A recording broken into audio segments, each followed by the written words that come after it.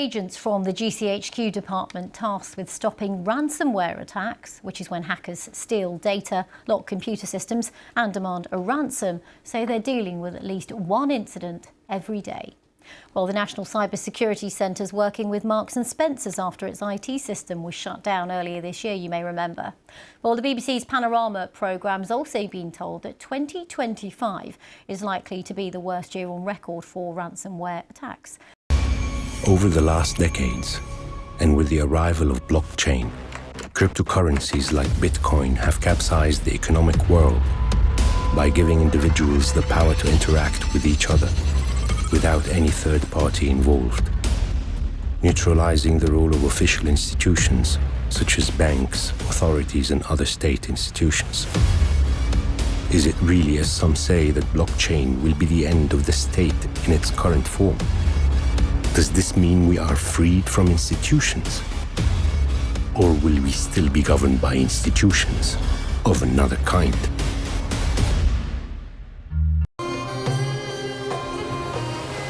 This always made me think of the power of a group of people focusing on solving a problem. It is just amazing how much more we can achieve together if we can connect what everyone knows. Now that we have the technology to connect globally, I wonder about what we could achieve together. How powerful could we be? I wonder how strong we could become. The individual who now has a lot more power to decide how they want to economically interact with other people. By 2030, 4 billion people on this planet will use cryptocurrencies on a daily basis. أنا أعتقد العالم كله يحتاج هذه المنصات العرب. There are people who claim that blockchain is a gateway to an inevitable revolution, a revolution that threatens the survival of state institutions and may threaten the survival of the state itself. Is blockchain that dangerous? And I wonder what the future will be like if blockchain fulfilled all its promises.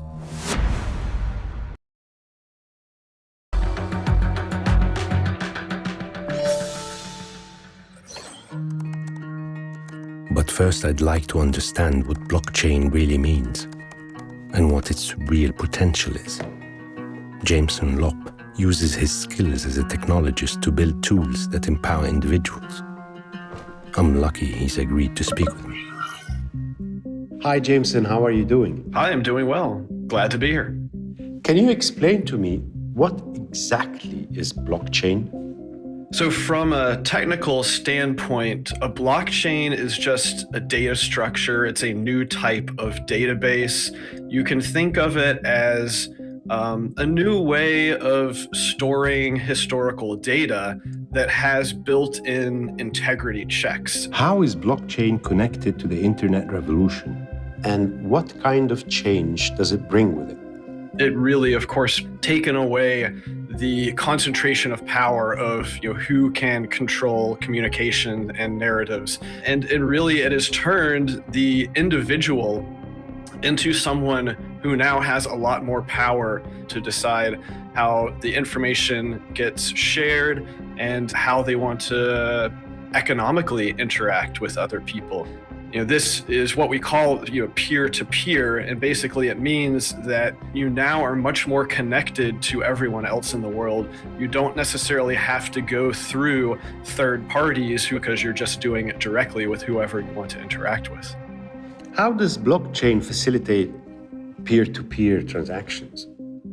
Because you're no longer having to trust a third party to maintain the integrity of that database and to trust that they are not tampering with it. Now, everyone can download it and can read it and can audit it. And this creates a whole new trust model for data. Do you think blockchain is rewriting economic power? Well, yes. So now people are talking about the metaverse, and they're talking about, essentially buying like decentralized land properties or objects or NFTs that will work in the metaverse. The problem is, like, we don't know what platform is going to end up being the major network, because these things all have network effects, and there's going to be one dominant one and then probably a lot of other smaller ones, but most of the value is going to accrue in one dominant one. And I just hope that it's not Facebook, because I don't want it to be, a centralized corporate surveillance type of virtual reality setup.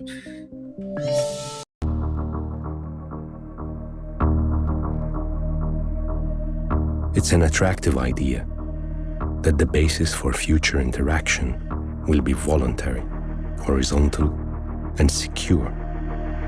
And privacy is important. A whole new world in which we are taking charge. But are we really able to replace the institutions that manage transactions between people?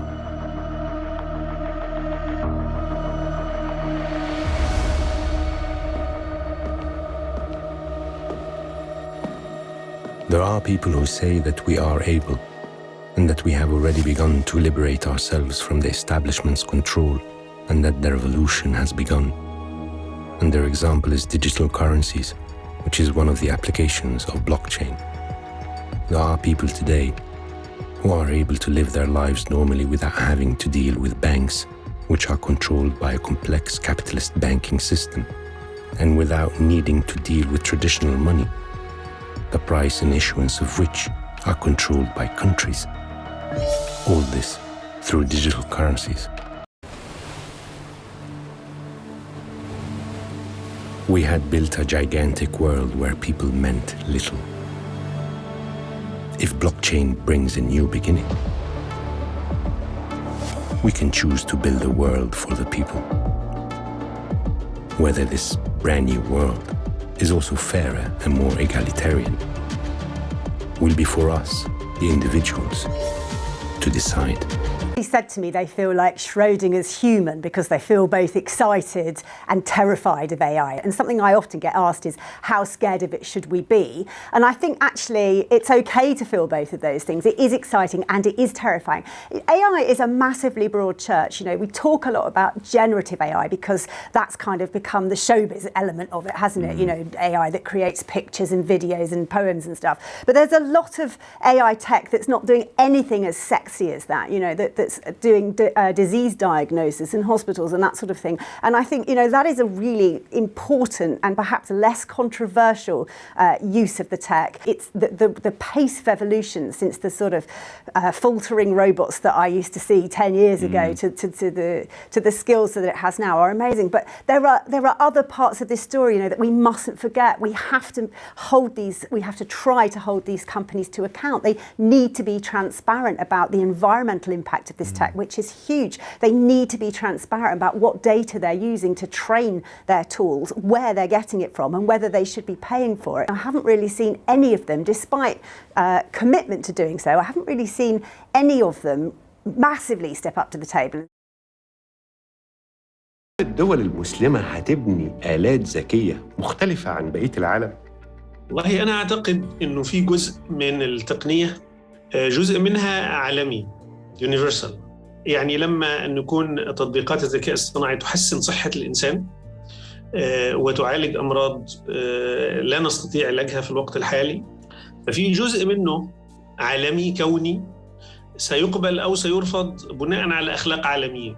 يعني لما نعمل أدوات ذكاء اصطناعي تساعد الناس في خداع البشر، ونعمل أدوات ذكاء اصطناعي تخترق خصوصيات الناس وتأتي بمعلومات وتوديها مثلا لجهات يمكن أن تستغلها استغلال سيء، سواء استغلال تجاري أو استغلال عسكري أو استغلال سياسي إلى آخره. لا شك أن هذه أمور ستكون مرفوضة من قبل الجميع. واضح أن العالم الإسلامي راغب جدا وجاد جدا لأسباب مختلفة قد نتفق ونختلف عليها، لكنه جاد جدا في أنه يكون جزء من هذه الثورة القادمة. والسوق العربي سوق كبير جدا، ومش بس كعدد ولكن كأموال. يعني يقدر يضخ أموال. ما أظن أبداً أن يكون مثلاً فيسبوك أو أبل أو غيرها عندها أي إشكالية في أنه تعمل أشياء باللغة العربية. متشكرين جدا جدا. كل أمنياتنا الخالصة. مع ألف سلامة. مع السلامة. مع السلامة سيدي. مع السلامة. What can I help you with? We're at the root of the problem. The more we depend on technology that we haven't produced, the more we are vulnerable to it. We all had a comment removed from our social media because an AI algorithm decided it did not fit its code of conduct. When will we be the ones choosing our criteria? When will we open the doors to the future? Open the door.